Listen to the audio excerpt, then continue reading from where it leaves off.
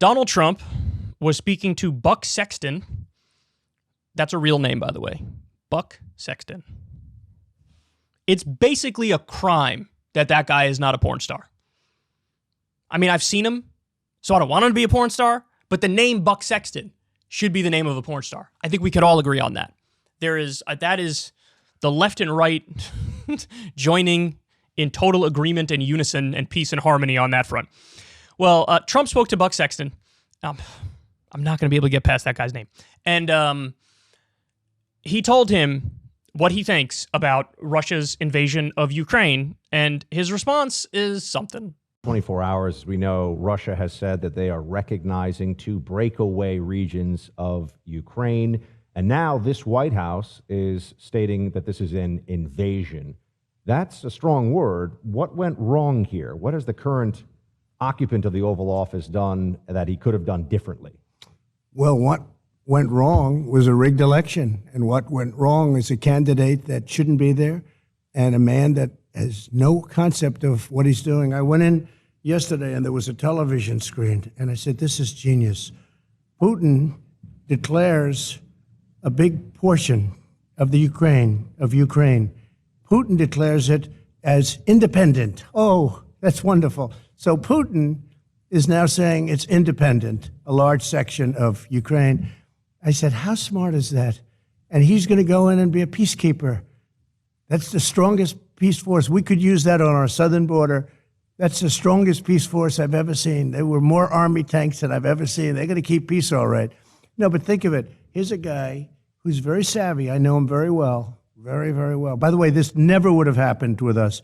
Had I been in office, not even thinkable. This would never have happened. But here's a guy that says, you know, I'm going to declare a big portion of Ukraine independent. He used the word independent. And we're going to go out and we're going to go in and we're going to help keep peace. You got to say that's pretty savvy. And you know what the response was from Biden? There was no response. They didn't have one for that. Now it's very sad. So at first when you're listening to it, and go back and listen to it again if you didn't get this sense, but I definitely got this sense. I've now listened to it 3 or 4 times. He starts out being sarcastic. It's like, oh, yeah, this is genius.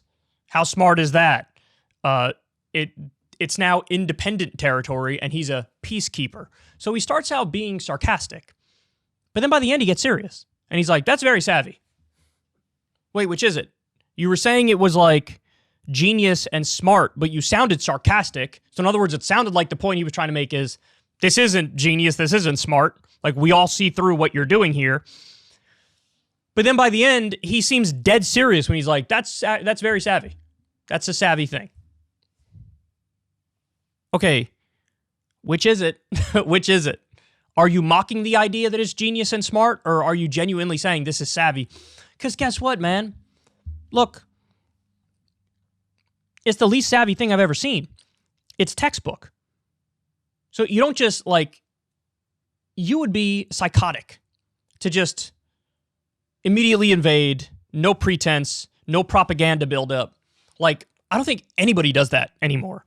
Only maybe the dumbest leaders in the world.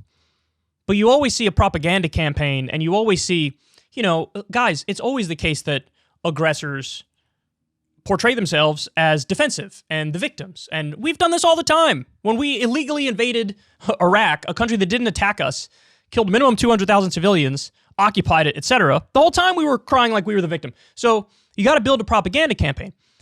Trump says this is savvy. All that happened was there were separatist regions in Ukraine, ethnically Russian, backed by the Kremlin. They were funded and supported.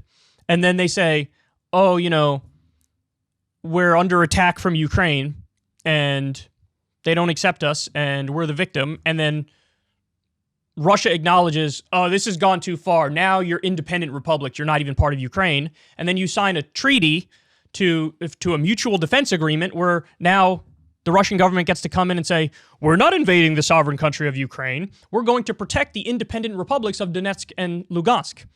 We're just on a peacekeeping mission. I mean, this is like, there's a thin veneer of civility over a wanton violation of international law.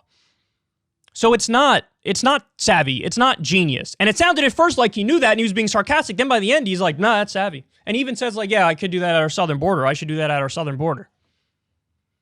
Again, I don't know if that part's sarcastic or not, but yeah, no, this is old school textbook aggression. And one of the reasons I know it's aggression is because it's sort of similar right out of our playbook when we do aggressive stuff. We played the victim going into Iraq. We played the victim going into Afghanistan. You know, we played the victim as we were torturing people at Guantanamo Bay and Abu Ghraib, you know? So nobody ever comes out and says, I am the bad guy, I am the aggressor, I am the imperialist, and I will now partake in some evil wrongdoing. Nobody ever says that. There's always a cover story. Duh. So, now, by the way, it is an interesting question to think.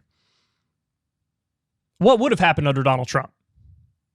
Well, I don't buy the argument that like, oh, it never would have happened under us. I mean, it didn't happen under under Trump, to be fair. So in one sense, it's true. But the idea, like, if Trump got a second term, would Putin have still done this? Probably. He probably would have. Because when George W. Bush was in office, and George W. Bush was an absolute, idiot psychopath too, arguably a worse president than Trump, just as unhinged, if not more unhinged, because look at what he did with foreign policy. Putin did it in Georgia. And then under Obama, he did it in Crimea. And now under Biden, he's doing it in eastern Ukraine. So he does it under Democratic and Republican administrations.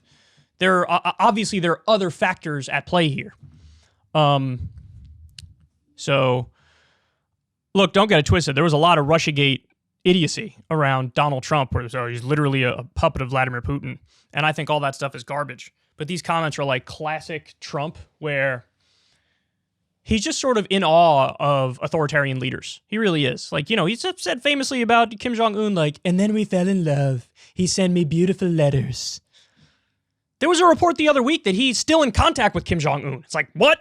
What are you talking about? So, anyway, there you have it.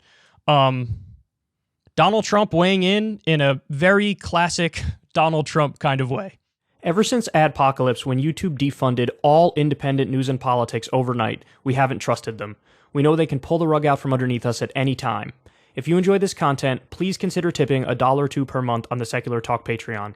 Link in the video description box below. Thanks for your support.